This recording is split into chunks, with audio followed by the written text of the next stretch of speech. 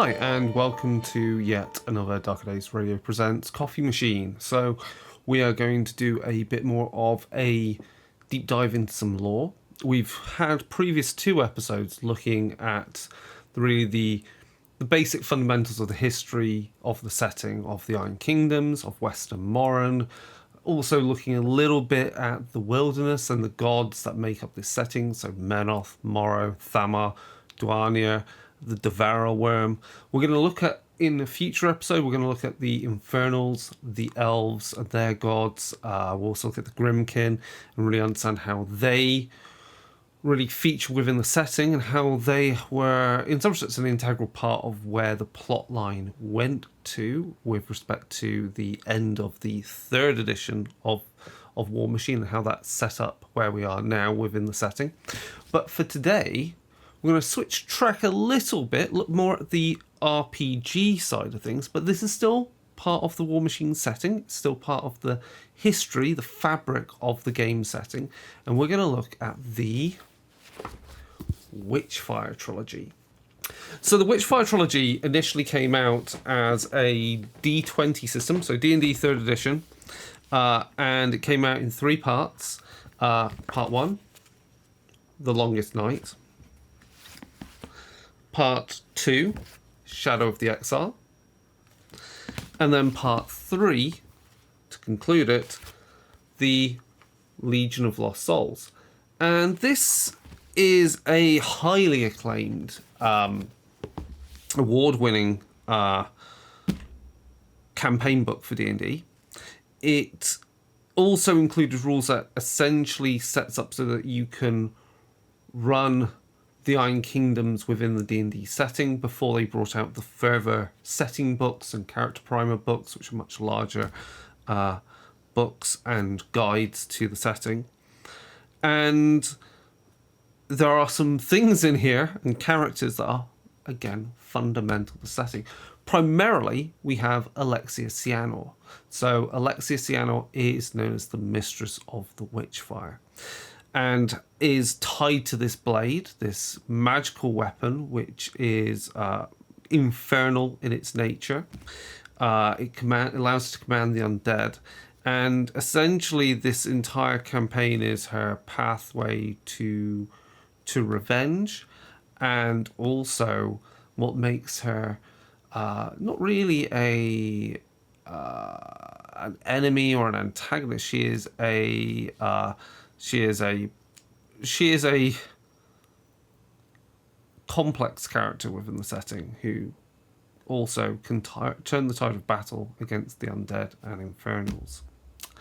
So, let's give you an overview of the Witchfire Trilogy.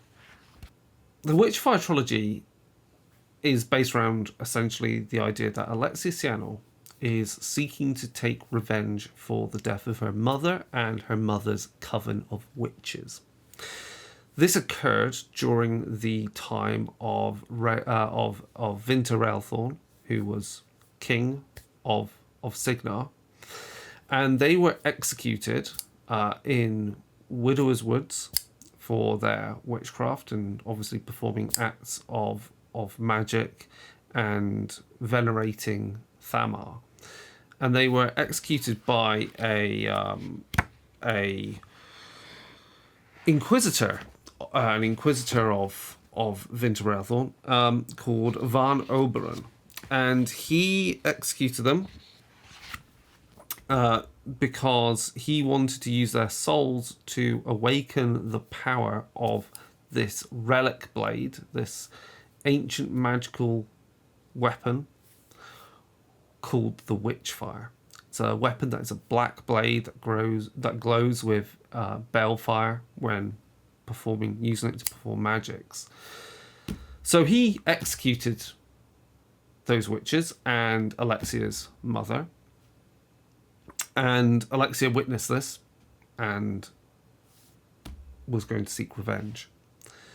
She grew up under the protection of her uncle being Pandor Dumas, who is the father and high prelate of the Cathedral of Corvus. So he is a priest of Morrow. And so essentially, Alexius Yanor was brought up under his protection, his guidance. And when she turned 17 years old, she began her quest for revenge. She has learned many magical spells and also those of necromancy. And her first act during the longest night is to plunder some graveyards. She's making thralls to enable her to for her plans. And of one of these graveyards, the one is, well, it's not really a graveyard, it's a tomb, is in Widow's Woods. So this tomb outside of Corvus used to be a Orgoth fortress, like defensive position, and within there is where the bodies of the witches coven were kept. She was only able, though, to awaken the witches there. Her mother's body was not there, and nor was the Witchfire, because Van Oberon was overwhelmed by the power of the Witchfire. And as a result of that, the body of Alexia's mother and the Witchfire are kept in a coffin, in a tomb, together on the grounds of the Cathedral of Corvus. And essentially we have a whole plot line leading the characters to the graveyards, to this old Orgoth, defensive position, checkpoint turned tomb. The characters then investigate and find out more about the history of the Witchfire, or at least the history of the Witchfire as it is tied to the Witches' Coven. So there's a bit of a dungeon exploration in the Witch's Tomb. They will encounter various creatures. Some of those creatures we will recognise as monsters that are used within the within Warmachine. Then they'll head back to Corvus, following Alexius Yanor, and then tracing her whereabouts through the tunnels that she uses to get to and from the cathedral. She has a hideout where she creates her thralls to do her bidding, and eventually there'll be they follow her as she flees out to Fort Riker, where this fortress away from Corvus to the north, and where she's raising an entire army of undead, preparing the way for her to essentially storm Corvus, and under the auspices of the Longest Night. So the Longest Night is essentially the night before New Year's in the Iron Kingdoms, and is used for the recalibration of the calendar in some respects. And it obviously has an importance with regard to magics and witches and celestial alignments. And so under the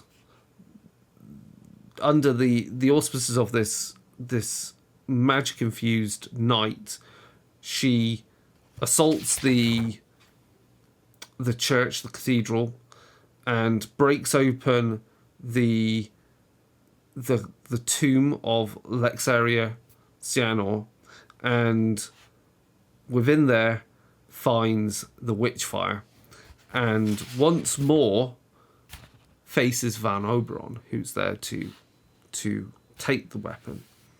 Of course, he'll, as he would do as a bit of a mustache twirling villain, he will escape. Alexia, you're given the option of what to do with her, but really Alexia is going to leave with the reanimated bodies of her mother and the witches. Their souls are contained within the Witchfire, and so she's able to give some sort of control over those bodies. And that sets us up really for the next part, because while you could present Alexia as a outright villain, her reasoning is complex. She's a troubled youth. She's clearly gifted, and depending upon where you fall on the divide between Morrow and Thamar, is she really evil, or it's a difficult question, and one for the players to explore. So that's part 1 of the Witchfire Trilogy, essentially. So part 2, Shadow of the Exile, picks us up after that and raises the stakes a little bit more. We get a bit more of an introduction to the Iron Kingdoms in this book, and into the gods, the history, the different races, some initial images of warjacks we get to see, which is great. And so, following the Longest Night, the players are going to begin their investigations. They're going to come up against Mayor. Well, they will have also encountered and learned that the mayor of Corvus was involved in the conspiracy relating to the death of the Witches' Coven. And they are setting out to find Alexia, as she is out to find a temple of Cyrus out within the swamps. So not only have we had an introduction to not only do we get in this book, which, I should have said, this book came out in, let me get this right, 2001, right? So way back in 2001, we have so much of what we consider the standard of Warmachine, the setting, already there. And we're already talking about temples of Cyrus and who they are. And Van Oberon is also, in their research, will have been aware of the Temple of Cyrus. So the characters, in a kind of, I feel is meant to be a nod to Death on the Reich for Warhammer Fantasy Roleplay in the Enemy Within campaign.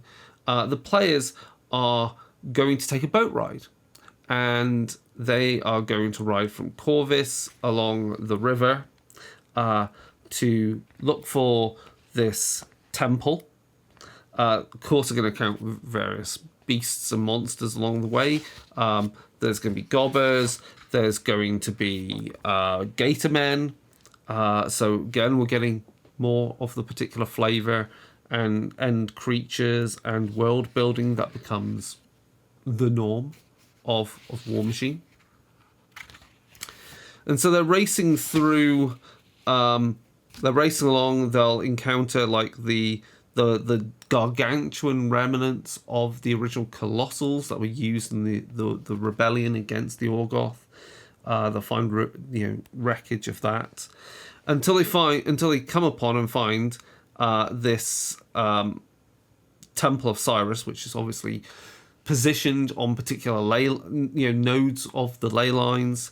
And this temple, as they go through it, is an interesting thing. It's, again, for a bit of a dungeon crawl experience, it has some interesting... players will have to discern how to move through it, because the temple is, let's call it, non-linear in nature, because to get from one part to the other, you need to know the timing of how the particular platforms within the temple rotate. So there's kind of these kind of sort of elevators, in the sense, that move around the temple to allow you to access places that you normally can't access. We get to see encounters of, again, we get Cyrus servitors. We don't have Cyrus warjacks yet.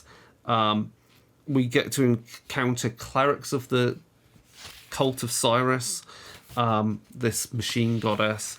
and then eventually they're going to encounter even characters like Father Lucant.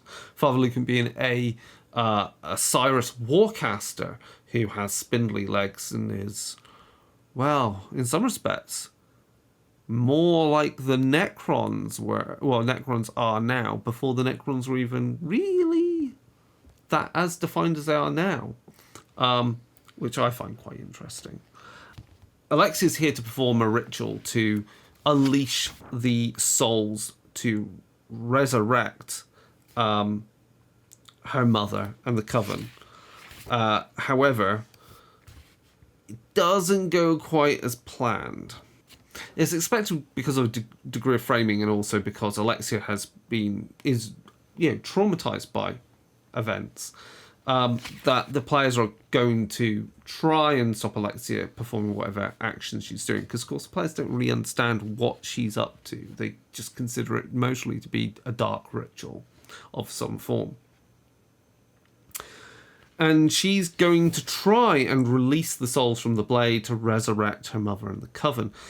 And this will go all disastrously wrong for her, because instead she will fall being defeated, fall off the platform, and the souls instead will enter her body. And so she then, when we will meet her again, have the souls and the voices and the knowledge of her mother and the coven all within her, making her an even more powerful and dangerous threat than we've ever seen before.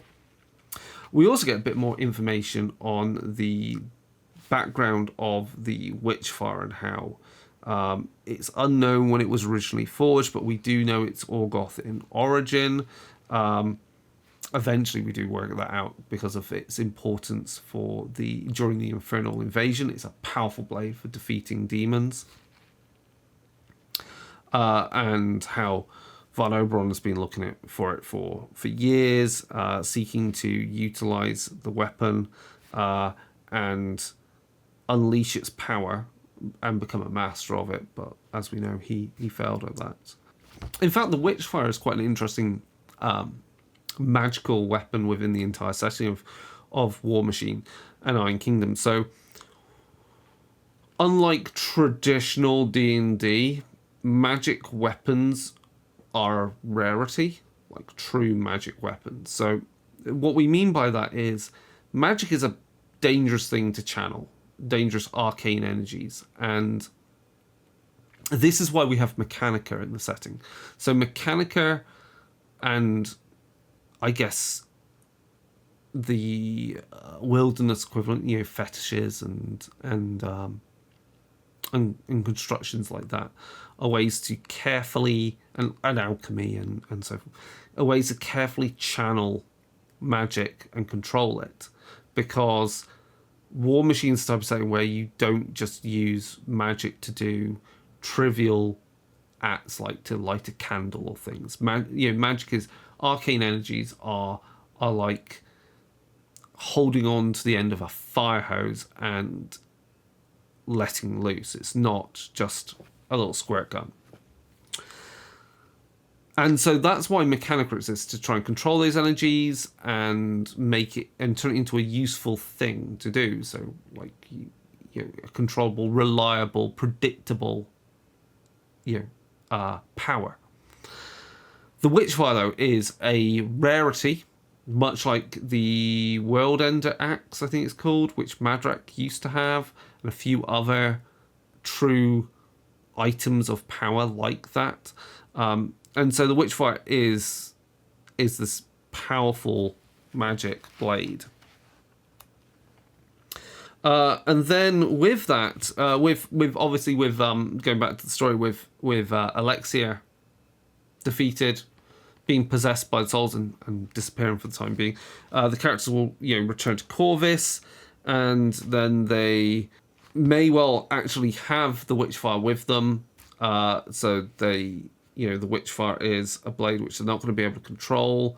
They may seek to want to destroy it. They have to deal with deal with Van Oberon, who is wanting to recover the blade.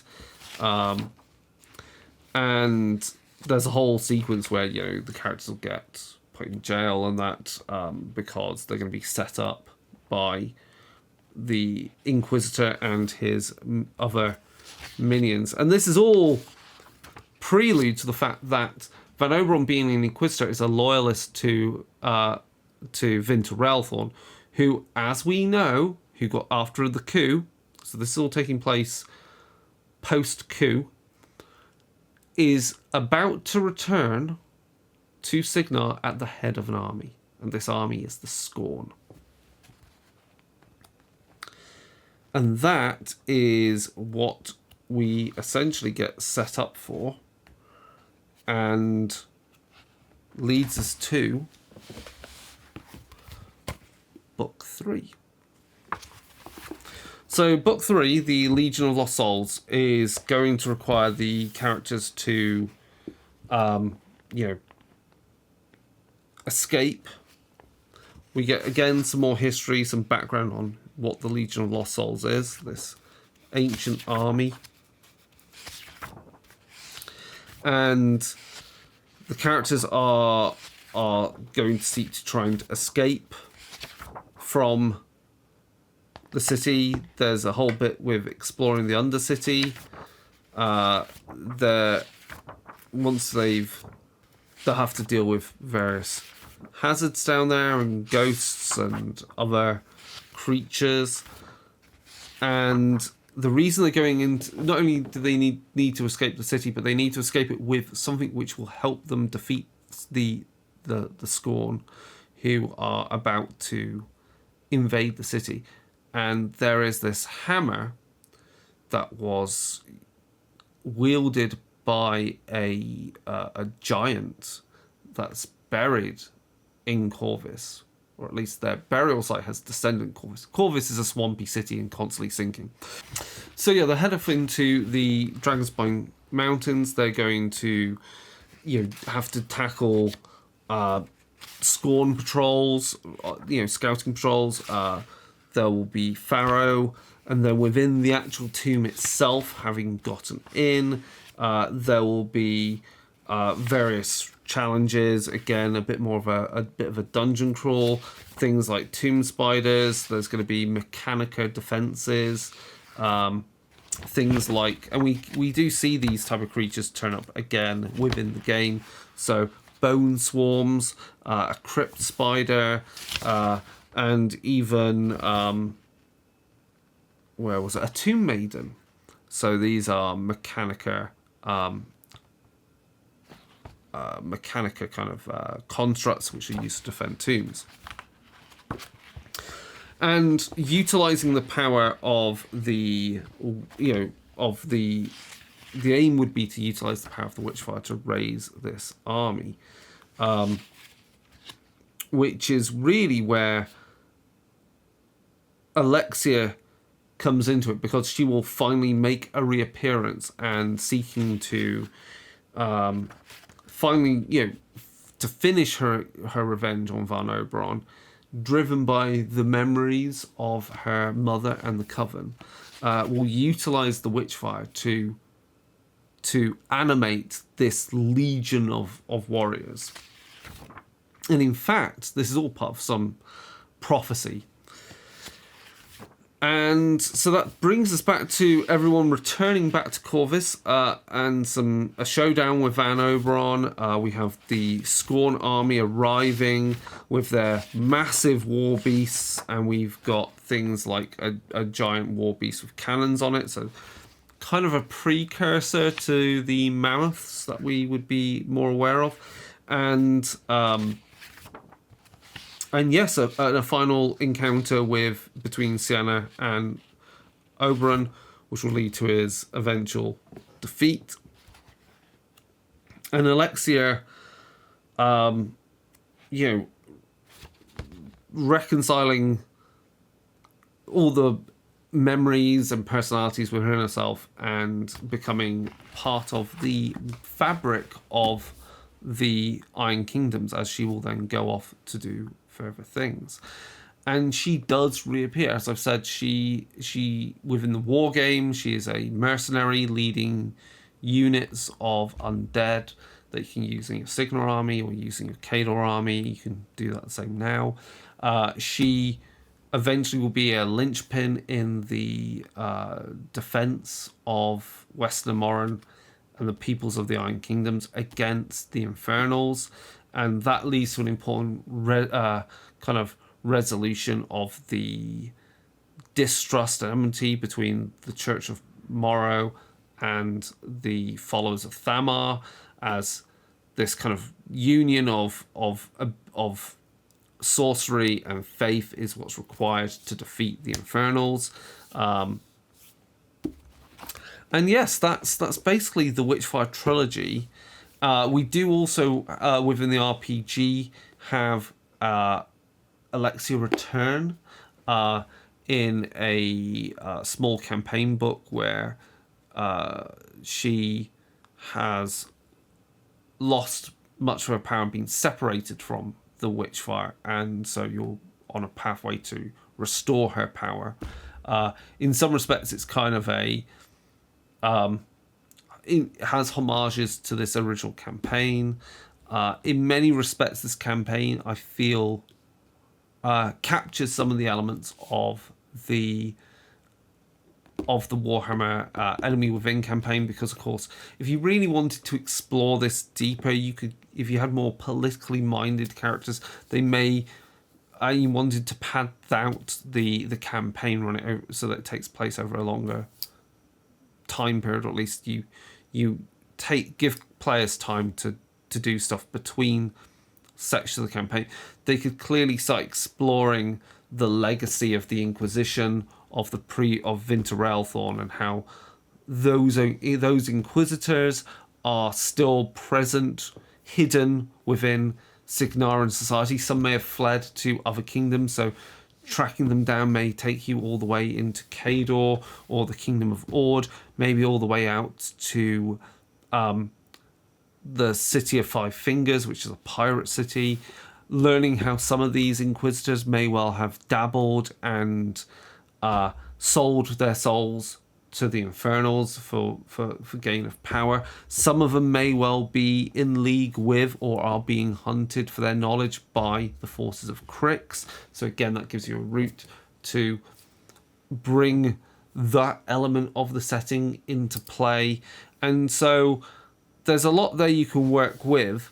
And the great thing about the compiled version is great in the sense that we have some extra characters in there, some new art, clean up on the layout in some respects. And if we look at the appendices, we've got a few more creatures that we can look at and use as antagonists. We've got quite a host of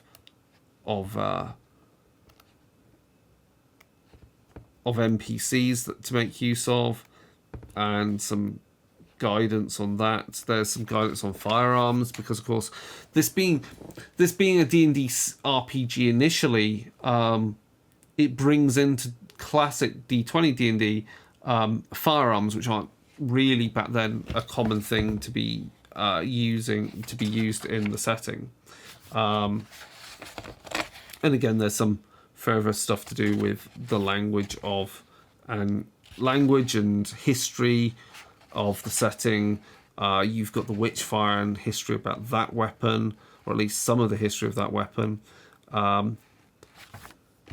And some handouts to print out and everything to use in the game. I've actually run at least parts 1 and 2 of the Witchfire Trilogy. I think maybe I ran all of it. I can't quite remember. Definitely parts 1 and 2.